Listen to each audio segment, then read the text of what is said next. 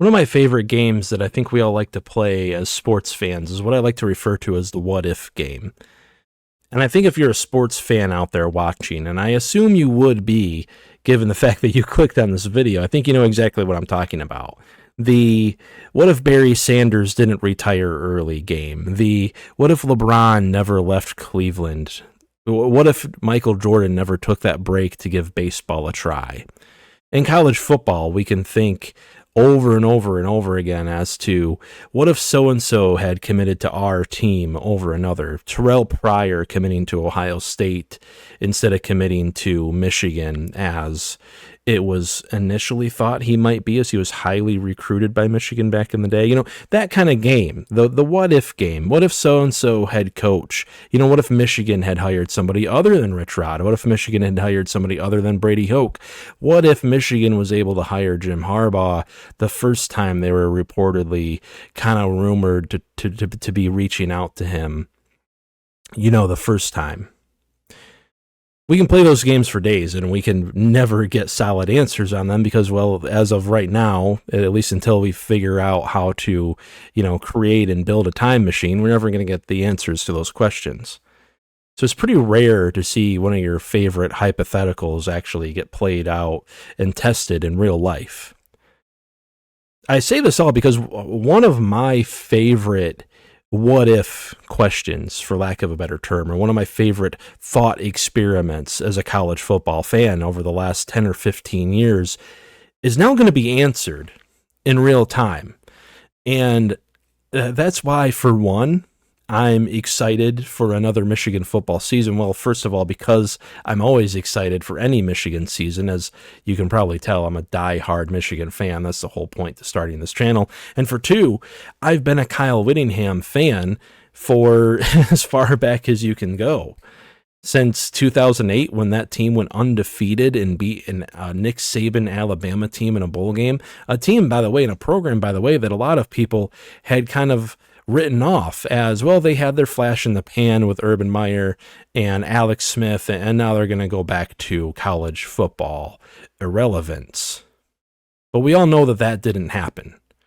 Kyle Whittingham and friends, I shouldn't say single-handedly. I don't really believe in the idea of like the kind of great man theory of history, by the way. No one accomplishes anything without any help.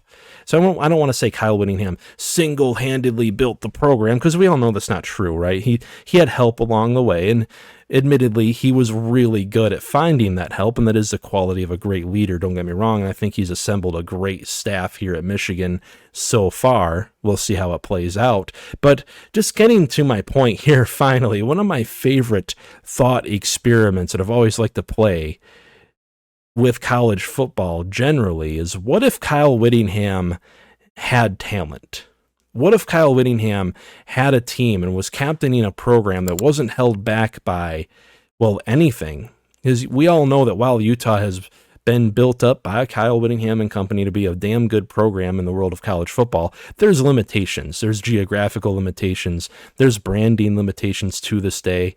Utah will never be seen as a college football blue blood, at least not anytime soon.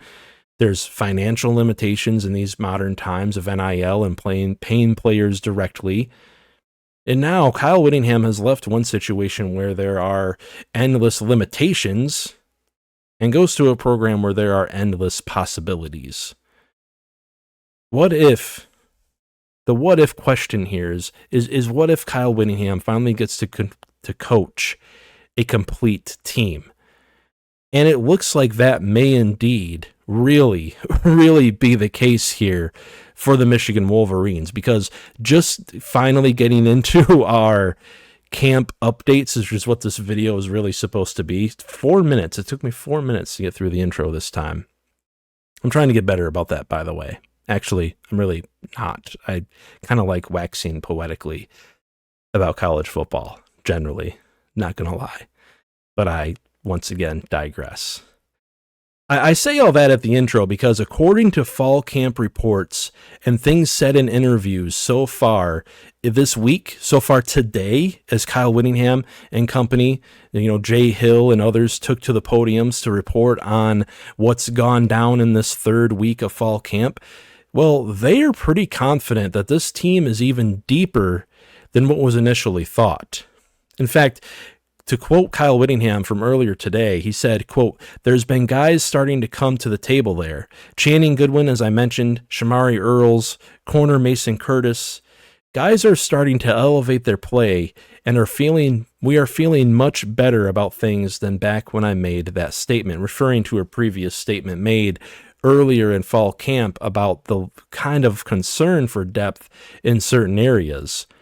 It seems like the team is doing exactly what you would hope a college football team that is honestly as young as it is, and that's one concern that I do have going into this college football season, is as young as it is and had been previously as little coached as it had been.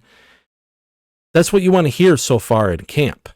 And Kyle Whittingham is very optimistic, it sounds like, about the team overall. And well, again, it seems like we'll really, as if we didn't already know this, by the way, we know that this was going to be kind of a reality, in real life experiment of sorts to kind of answer that question of what could Kyle Whittingham, a coach who was always overperformed the amount of talent he's had on a team, what could he do with a team that's actually loaded with talent? Well, it seems like Michigan's not only loaded with talent this year, they might be deeper than initially thought. Because in that same interview from today, Kyle Whittingham said something that kind of really caught my attention. He said, quote, "We have a lot of really good players. What you need to win in the Big Ten is a lot of really good players." And then he went on to say, quote, "Like I mentioned, there was a little bit of depth concern at some spots and still is to a certain point. Like I said, we've made up some ground in that regard, but we've got some really, really good football players." And here's where it gets interesting. Legitimate all-conference potential, all-conference guys. So I think it's Michigan. It's pretty much what you'd expect at Michigan. End quote. And I think that's interesting for two reasons. For one, again, the depth sounds like it might be better than some people, even myself, may have suspected. And for another, I'd kind of take this with a grain of salt if it was coming from any other college football coach. I'd certainly take this with a grain of salt if it was coming from guys like Brady Hoke or Sharon Moore. Kyle Whittingham, through the years as I've followed college football, has always struck me as a guy of high integrity. And when you think of integrity, you think of a guy who only really says things if he really means them. You don't get a lot of coach talk out of Kyle Whittingham. You don't get a lot of, "Oh, yeah, he's doing great. Yep, doing great. Oh, you asked about that guy. Yep, he's doing great too." He'll give you honest answers from time to time. I mean, we've seen it so far in the offseason. He's said, the lack of quarterback coaching for Bryce Underwood last season was a concern. There were concerns with Bryce Underwood's mechanics heading into fall camp that they had to work on. There were initially concerns about the depth. He talked about players that he thought needed to improve. He's pretty open in these interviews. So the fact that he was so optimistic in this interview today tells me that Michigan might, again, like I said, be a deeper and even more talented team than we've initially thought. And that's saying a lot, because I already thought this was a talented team. I just didn't think it was a team chock full of all conference potential, potentially all conference guys. I think there's a few on this team that are potential all conference players. John Henry Daly, Smith Snowden, Jyaire Hill, to name a few, Jordan Marshall, some guys along the offensive line, Andrew Babalola, if he does end up starting, guys like that. Andrew Marsh could enter the chat, although there's a lot of really great wide receivers through this conference. But I thought that point was really interesting, given, who was saying it. And you already heard his name mentioned once in this video. Another point we need to make in our fall camp updates here, for at least our updates for week 3, Channing Goodwin is getting mentioned. Channing Goodwin, a guy who's kind of gone under the radar as of late, and under the radar as I kind of expected. He didn't play incredibly well in what was, I believe, his freshman season last year, but people can correct me if I'm wrong. It might have been his redshirt freshman season. But you kind of expect him to not play incredibly well, given his youth, lack of coaching, and lack of good quarterback play. so far in his career. Channing Goodwin was an interesting one of note, and the fact that Kyle Whittingham and company have mentioned him today in their interviews, because as we all know, the wide receiver room has changed a lot since he's come on campus.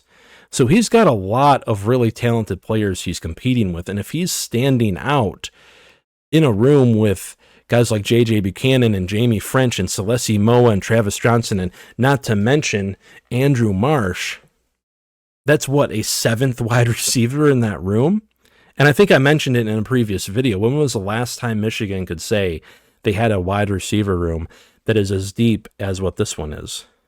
And now, this could, I said it a minute ago, Kyle Whittingham seems like the kind of guy that isn't going to sell you the wrong way. He's not going to give you that typical coach speak or coach fluff. I've followed him through the years. He never seems to be the type of guy that would say something he doesn't actually mean.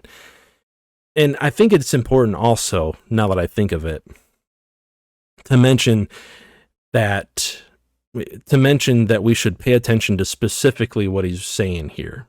He's saying that Channing Goodwin has vastly improved. Not that he's competing for starting spots or anything like that, but that he's vastly improved. So does that mean that does that mean that Channing Goodwin's going to enter the rotation solidly? No, I don't think so. But it does mean that if, guys like Celessi Moa or Jamie French don't quite pan out or get injured, there's more guys in that room, at least it sounds like as of now, that can potentially play decently well. That's at least what I took from that. And then the last couple of points in this video that I wanted to make were about the defense. It sounds like the defensive edge room remains a strength through fall camp, and there are even more names to name. It's kind of hard to believe, given all the players that we've mentioned so far in the offseason, heading into the season, and so far in fall camp. Guys like Lugard Adepaye, Dominic Nichols, Benny Patterson are all standing out. Cameron Brandt will probably be a starter. Let's not forget John Henry Daly is going to definitely be this team's number one pass rushing edge, as he was one of the best pass rushers in the nation last season.